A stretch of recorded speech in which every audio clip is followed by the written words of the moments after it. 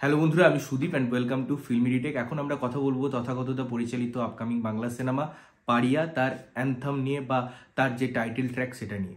এখানে আমরা বিক্রম দাকে ফিচার হতে দেখছি এবং এই মূল ডিজাইনিংটা বা প্রেজেন্টেশনটা করা হয়েছে সেটা আমার মনে হয়েছে যে একটা তারা আলাদা করে প্রেজেন্ট করতে চেয়েছে, কারণ এটা যদি একটা সিনেমার পার্ট হয় তাহলে বেশ লেন্দি, এবং যদি এটা ইন্ট্রোডাকশন শট হিসেবেও তারা ইউজ করে আমার মনে হয় এতখানি সিনেমায় থাকবে না। তো এই পার্টিকুলার ভিডিওটা এবং অডিওটা আমার কেমন লাগলো, তার সিঙ্ক কেমন লাগলো, ইন্ডিভিজুয়ালি কেমন লাগলো, এই সব বিষয়ে আলোচনা থাকবে।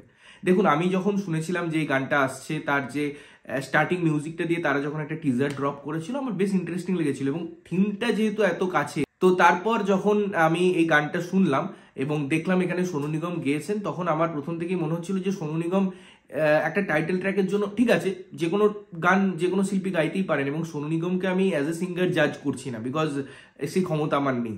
তিনি কি মাপের শিল্পী, আমার পছন্দের একজন গায়ক, এগুলো বলার অস্বীকার করার কোনো জায়গা নেই।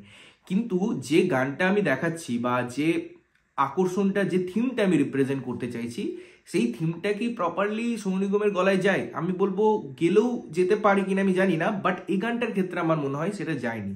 কারণ সোনু নিগম আমাদের কাছে একটা রোমান্টিক সিঙ্গার। তার আমি যদি গলার টেক্সচার নিয়ে কথা বলি, তার যদি গায়িকি নিয়ে কথা বলি, বা তার যদি গানের জার্নি নিয়ে কথা বলি, সেগুলো কখনো কখনো দারুণ দারুণ আমাদের মিউজিক্যাল একটা ট্রিটমেন্টের মধ্যে নিয়ে গেছে, জার্নির মধ্যে নিয়ে গেছে।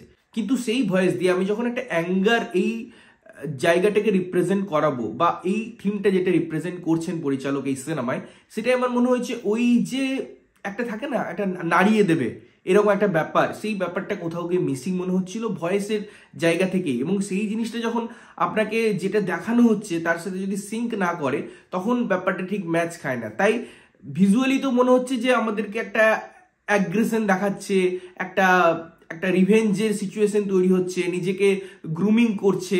তো এই সব কিছু আমি ভিজুয়ালি দেখছি, কিন্তু যখন তার সাথে ওই ওয়ার্ডগুলো হয়তো যায়, কিন্তু ভয়েসটাই যেহেতু ম্যাচ করে না, তাই ওই ফিলটা আমরা অনুভব করতে পারি না। এবং আমি যদি সিন ওয়াইজও যাই, কিছু সিন দেখতে বেশ সুন্দর লাগে, এবং তথাকথিত একটা আর্টিস্টিক সেন্স আছে, তো তিনি তার ফ্রেমিং এর মধ্যে, তার লাইটিং এর মধ্যে সেগুলো খুব সুন্দরভাবে প্রেজেন্ট করেন, এবং এইখানেও হয়েছে কিছু কিছু সিন দেখতে খুব সুন্দর লাগছে। কিন্তু তারপরেই এটা একটা ওয়ার্কআউট আমার কাছে একটা প্রেজেন্টেশন হয়ে গেছে, যেখানে বিক্রম দা করছে, মানে তারপরে আমাদের কিছু আর অফার করছে না। কিছুটা সিনে, দু চারটে সিনে ঠিক আছে, তারপরে এটা মনোটোনাস হয়ে যায়, তারপরেই মনে হয় যে এটা একটা লুপে চলছে জিনিসগুলো। লাস্টে গিয়ে ওই আগুনের সিচুয়েশনটা তৈরি করা হয়, বা একটা সার্কেল আগুন সিচুয়েশন তৈরি করা হচ্ছে, বাট আমাদেরকে নতুন কিছুই আর অফার করছে না। আমি যদি বলি বিক্রম চ্যাটার্জি কেমন, তার ট্রান্সফরমেশন, তার লুকস, তার এখানে জায়গা, সেটা দারুণ। এবং বিক্রম দাকে আমার মনে হয় সবসময় বলি যে কোনো রোলে বা যে কোনো ক্যারেক্টারের জন্য যে তিনি এত ডেডিকেটেড ওয়েতে কাজ করেন, যে তার মধ্যে কতটা ভালো ক্রাফট আছে সেগুলো দেখে বোঝা যায়, এবং খুব সুন্দরভাবে তাকে প্রেজেন্ট করা হয়েছে। তার অ্যাঙ্গারটাও এখানে খুব সুস্পষ্ট। এবং এই যে সাবজেক্টটা পারিয়া, অর্থাৎ পারিয়া যে নামকরণটা করা হয়েছে, প্রত্যেকটা কুকুরের একটা নাম আছে, তাদের যে থিম আছে, এটাকে আমার মনে হয় যখন তারা ভিজুয়ালি অফিসিয়ালি রিলিজ করছে, আরো যদি কিছু টুকরো টুকরো আমাদের কাছে গ্লিমস আনতে পারতো, বা একটু অন্য জায়গা একটু এক্সপ্লোর করতো, বাইরেরও কিছু সিন দেখাতো এর মধ্যে, তাহলে পরে বিষয়টা বেশ জমজমাটি হতো। আমি বুঝতে পারছি যে হয়তো তাদের কাছে এইভাবে একটা প্রেজেন্ট করার ব্যাপার ছিল, থিম, তাদের প্রসপেক্ট, সেটাকে পুরো রেসপেক্ট করেই আমি বলছি।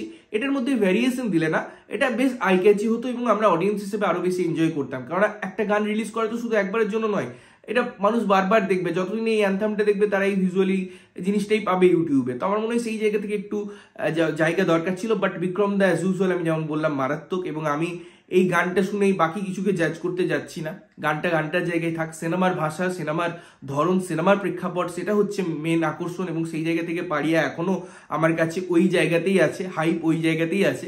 ট্রেলার দেখবো, সিনেমা দেখবো, তারপর আরো বিষয়ে কথা হবে, বিশদে কথা হবে। তোমাদের কেমন লেগেছে গানটা অবশ্যই কমেন্ট করে জানিয়ে, যদি শুনে থাকো, আর যদি না শুনে থাকো অবশ্যই গিয়ে শোনো এবং জানাও তোমাদের মতামত। ততক্ষণের জন্য ভালো থাকবে, সুস্থ থাকবে, এবং সবসময় ভালো জিনিস দেখবে। চ্যানেল যদি প্রথমবার দেখছো, লাইক কমেন্ট শেয়ার করতে হবে, সাবস্ক্রাইব করতে হবে, যাতে প্রত্যেকটা নোটিফিকেশন তোমাদের কাছে পৌঁছায়। ততক্ষণের জন্য টাটা।